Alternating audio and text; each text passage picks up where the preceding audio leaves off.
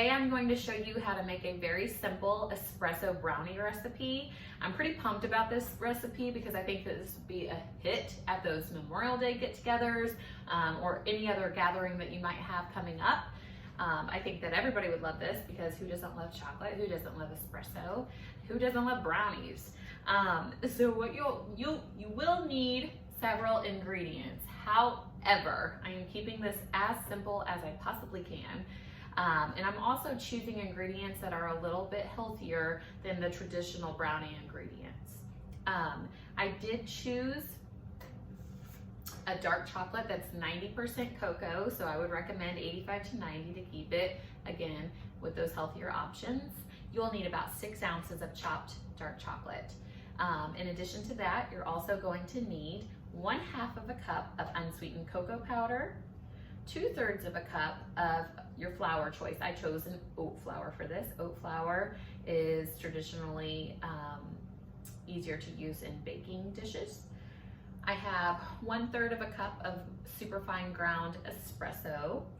I have 1/2 cup of unsalted butter, which is the equivalent to 1 stick of unsalted butter, 3 eggs, 2 shots of espresso, 1 teaspoon of vanilla, 1/4 teaspoon of sea salt, and 1/4 cup of sweetener. The sweetener that I chose is monk fruit. We are going to want to use this in the powdered form, so I'm going to throw that into my food processor and make that into a powdered sweetener, or you can buy, already powdered sweetener as well for this recipe. But that's pretty much it. So let's get started. All right, so you're going to take that stick of unsalted butter and melt it down.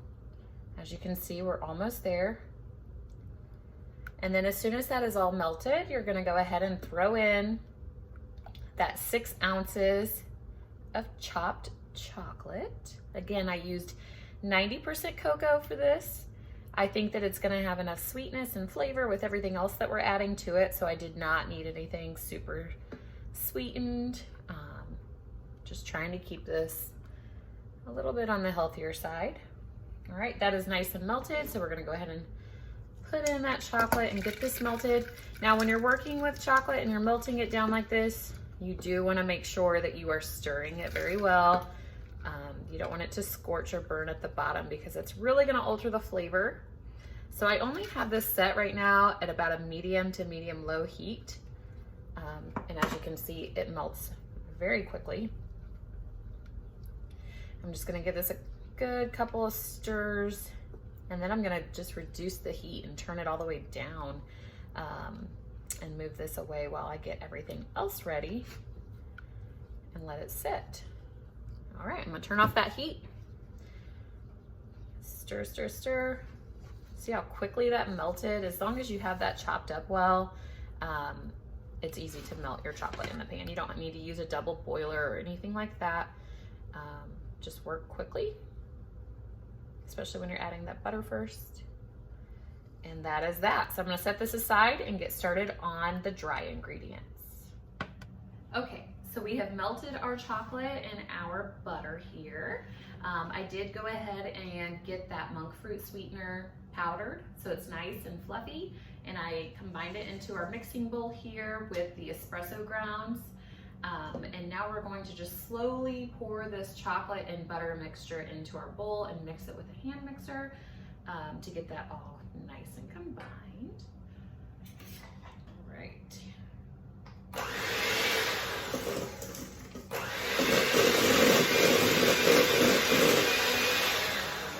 Got the espresso and our monk fruit incorporated.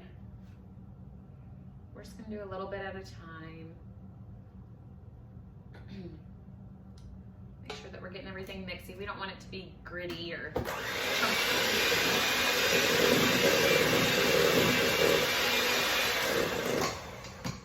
it smells so good with this espresso and chocolate going on. I'm excited for these. This will be my first time trying these as well.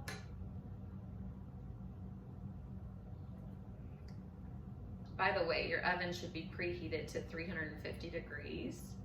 so that it can be ready for you to pop this into the oven.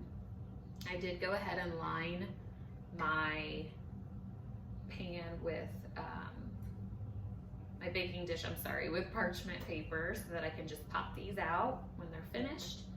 Plus, one less dish to clean up, right? Okay, so I have all of my melted butter and chocolate in here. We're gonna mix that up real well. All right, after you mix that up for about a minute or two to make sure that it's all nice and mixed up, we're gonna start adding in the eggs. So you'll do one egg at a time, mix those in, blend them up each time.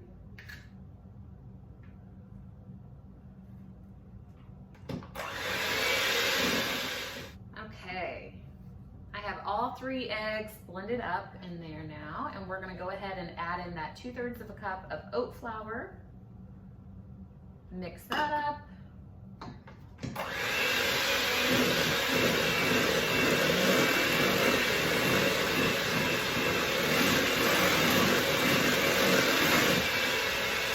Toss in that 1/2 of a cup of cocoa powder.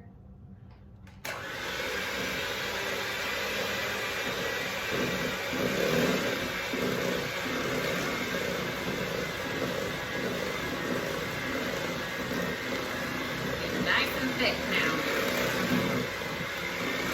So that's what you want. It's a brownie, not a cake.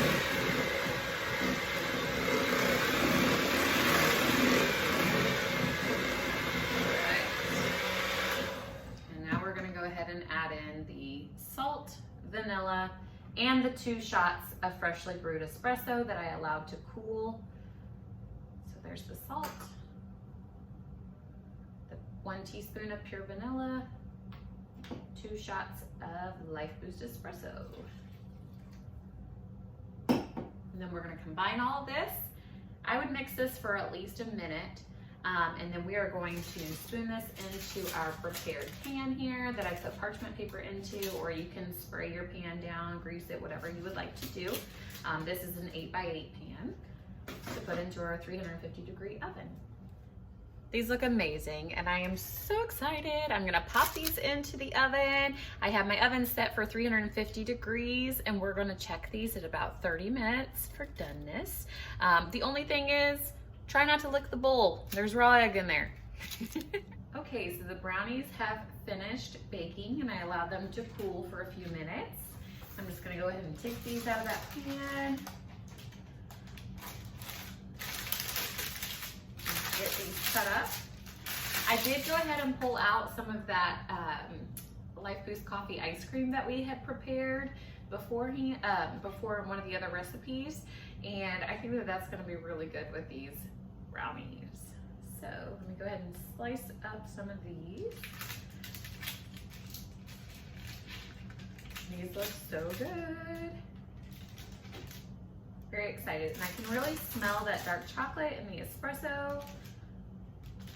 It's going to be delicious. They're very dense, so I don't think that it would take a very big brownie to satisfy that craving. They're going to be very rich.